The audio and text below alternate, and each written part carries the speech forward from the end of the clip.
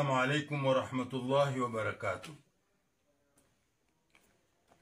Makatao ya uamuzi wa koti ya rufaa juu ya urithi wa mtoto wa nje ya ndoa. Twabainisha kwamba twalipinga hilo jambo la wenyewe. Hatukubaliani kwa msimamo wa uamuzi wa Supreme Court, koti kubwa ya mahakama, kwa kwenda kinyume na mipango ya dini yetu ya Kiislamu katika suala la kuruhusu mtoto wa nje ya ndoa kurithi kwa baba. Hatukubaliani nalo. Twasema sisi wenyewe twajua namna ya kumwangalia mtoto wa nje ya ndoa. Tunao mpango wetu kamili.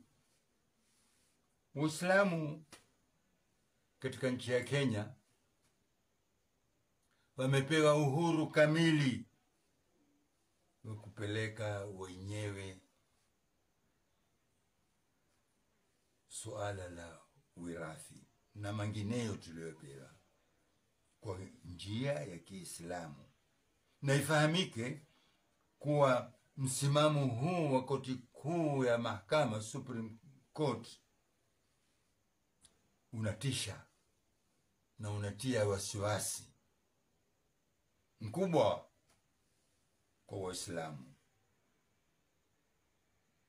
kwa sababu ya kupata haki zao nchini.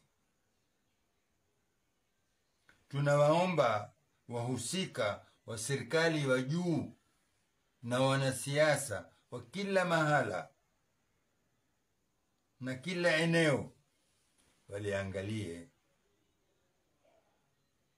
na wasimame kuzuia uharibifu huu wa haki zetu zilizodhaminiwa kutoka wakati wa ukoloni na katika katiba ya Kenya. Sisi tunayo mipango yetu kamili juu ya mtoto nje ya ndoa. Wassalamu alaikum wa rahmatullahi wa barakatuh. To get more videos of Abu Shuraim, don't forget to subscribe, like and share. May Allah guide and bless the person who shares the videos.